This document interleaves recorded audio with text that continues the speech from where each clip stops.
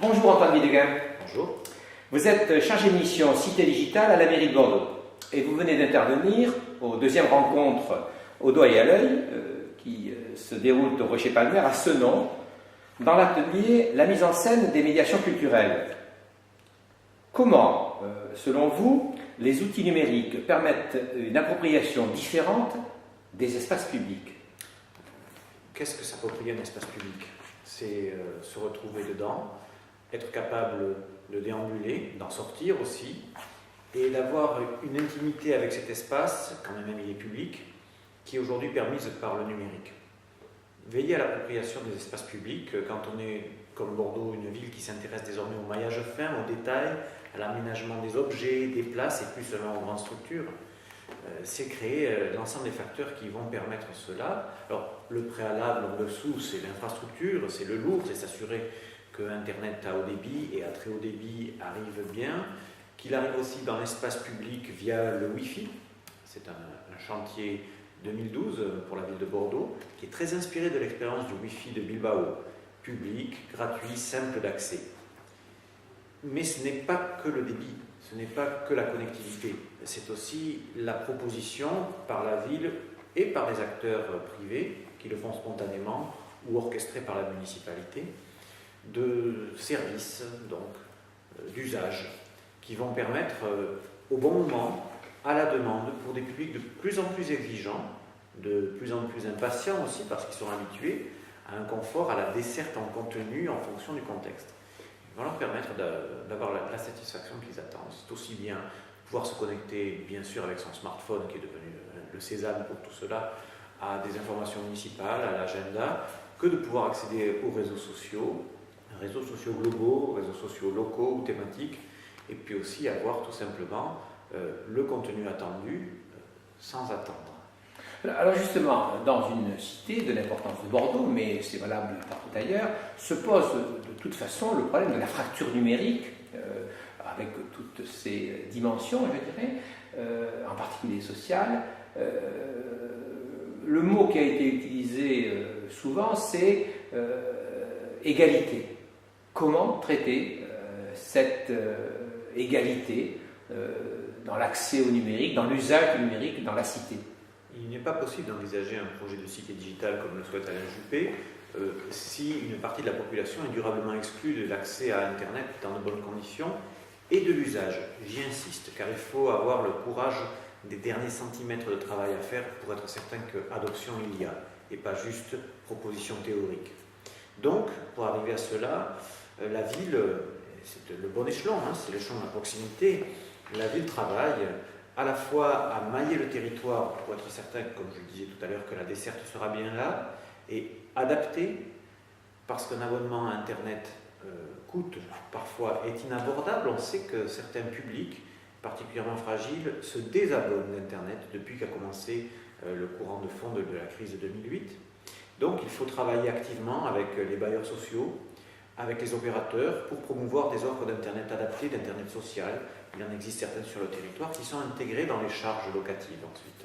C'est cela qu'il faut pousser en avant. Et là, la ville a un rôle majeur d'orchestrateur, parce qu'il ne suffit pas qu'une offre existe, il faut aussi animer, il faut pousser, il faut tirer, pour qu'au final, sur la ville de Bordeaux, les 10 000 bénéficiaires théoriques connectés à certaines de ces offres puissent y avoir accès. Il y en a combien actuellement sur les 10 000? 700. Ah oui, donc il y a un gros chemin à parcourir. C'est un chantier qui va démarrer en janvier 2012 avec des mini-assises de l'Internet social sur la ville, voulues par le maire.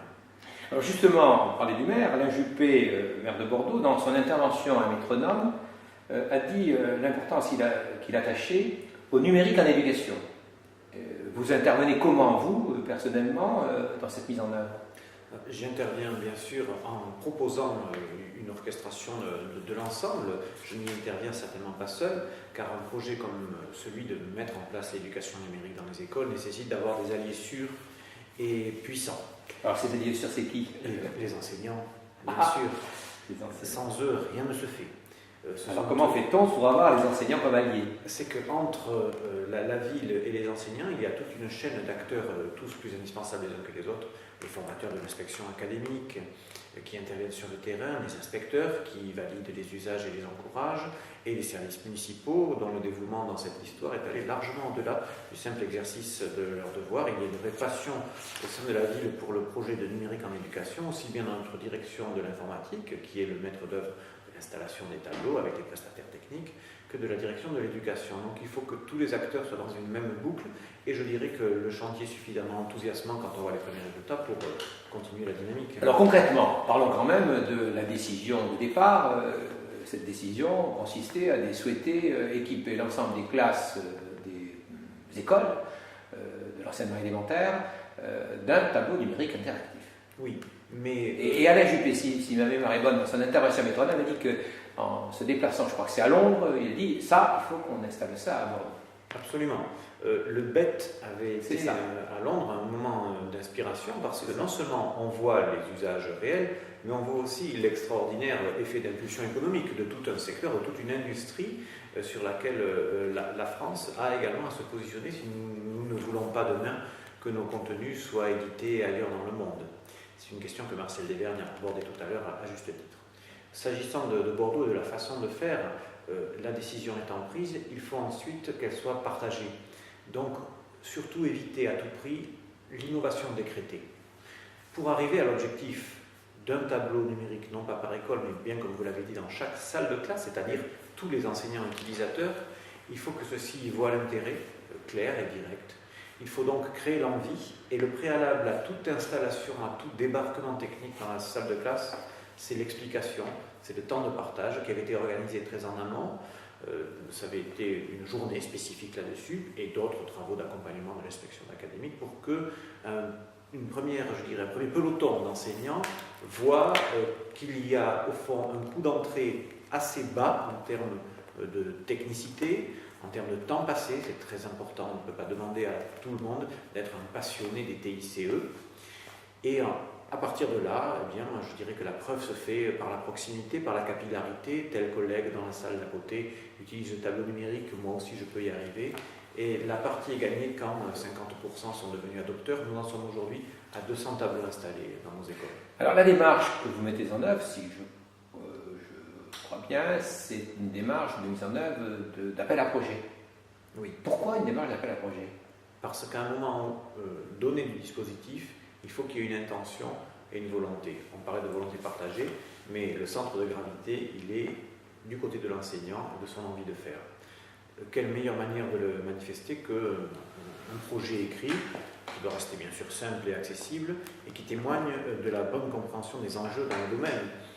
C'est pourquoi nous avons organisé, après avoir montré ce qu'il était possible, un appel à volonté et à manifestation d'intention qui a dépassé largement nos espérances et notre capacité de suivi pour la première année, pour tout vous dire. Car les gens voyaient bien que par ce document-là qui remettait, qui était validé par l'inspection académique, ils s'engageaient dans une démarche qui était aussi une manière, parfois, de réenchanter l'exercice de leur profession. Alors, l'expérience montre que, bon, généralement, le tableau numérique interactif, c'est un outil d'appel, j'allais dire, même si c'est peut-être pas que cela.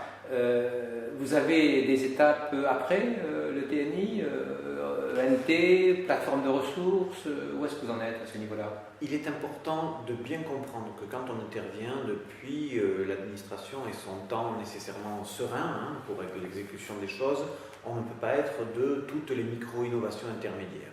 Celles-ci, elles sont de l'ordre de l'école, de l'ordre de la classe. C'est à cette échelle-là que l'adoption des services en ligne toujours plus innovants intervient. Mais en même temps, l'action publique ne peut pas se cantonner, comme on le disait tout à l'heure, à juste poser des grosses infrastructures. Donc le temps d'intervention est intermédiaire. Le tableau numérique, c'est le wagon à ne pas rater, il faut être dedans, car loin d'être simplement un produit d'appel, c'est aussi un produit structurant. Il amène avec lui les besoins ancillaires, périphériques de tout le reste. Il appelle le NT, plus sûrement encore que tous les usages extrascolaires. Il appelle également les périphériques mobiles sur lesquels des expérimentations sont en cours aujourd'hui et des décisions seront prises à un horizon qui est à déterminer autour du netbook, de la tablette tactile, etc. Donc il faut partir par l'épine dorsale en sachant qu'elle va ensuite susciter des branches. Et la ressource. La plateforme de ressources. Quand je parlais de NT, c'était pour moi un concept parapluie qui traditionnellement repose sur 3 branches, les outils de groupware et de travail collaboratif, les outils de vie scolaire et de communication, et naturellement la politique de ressources en ligne. C'est la fédération de tout cela, même s'il est, comme vous le dites, tout à fait possible d'entamer une politique de ressources hors ENT, on ne se l'interdit pas. Donc l'implantation de ces tableaux numériques se terminera quand toutes les écoles, quand est-ce que vous pensez que ça se terminera? L'horizon c'est 2014 à peu près, le plan a été pensé comme cela. Et vous attendrez 2014 avant d'engager d'autres étapes? Vous allez commencer quand même les étapes un peu avant quand même. Il faut un tuilage nécessairement, ce n'est pas une linéarité qui laisserait trop en attente ceux qui ont démarré les premiers et ce serait bien mal les récompenser. Et sur le plan budgétaire, l'enveloppe que vous avez ouverte sur ces 2014, ça fait donc 4 ans. 2010-2014. Il faudrait, pour avoir une vision complète, reconsolider tous les coûts. Le plan sur les tableaux représente environ 1 million d'euros, mais il y a aussi ce qui est lié à l'infrastructure, et puis comme je le disais, les renouvellements de matériel. Et la maintenance, comment vous gérez ce problème de maintenance? La maintenance fait partie du plan, elle est contractualisée bien sûr, avec un bon niveau de qualité de service. Nous avions tenu il y a 1 an une réunion à Bordeaux où 53 villes étaient venues partager leur expérience ou leur désir d'expérience sur le sujet. Et je crois que les montants, bien sûr, dans les temps où nous sommes, où chaque dépense publique doit être bien jaugée et mesurée, ne sont pas négligés. Mais comme le rappelait Alain Juppé, nous sommes là sur un investissement de fonds et d'avenir. On investit sur ce qu'il y a de plus durable, à savoir les compétences précoces en TIC de nos enfants. Et donc là-dessus, il est aussi nécessaire de ramener la dépense à sa juste proportion. Après tout, un plan de tableau numérique, c'est 2 ronds-points. Oui, et quand on regarde cela et quand on voit les investissements qui vont se mettre en œuvre au niveau du Conseil général, je pense, qui sont tout à fait presque opérationnels au niveau de la région, on peut donc penser que les petits Bordelais qui deviendront des moyens et des grands Bordelais vont pouvoir profiter de ces outils numériques dans les mois et dans les années qui viennent. Il est important qu'il y ait ce travail de maillage entre les collectivités et entre la collectivité et les établissements qui sont amenés à intervenir dans l'école pour créer ce continuum d'expérience. Donc si je comprends bien, vous êtes dans une démarche ouverte et je vous vois sourire, donc vous avez cette mission et je crois que vous la menez avec beaucoup de plaisir. Et beaucoup de bonheur. Très bien, merci beaucoup.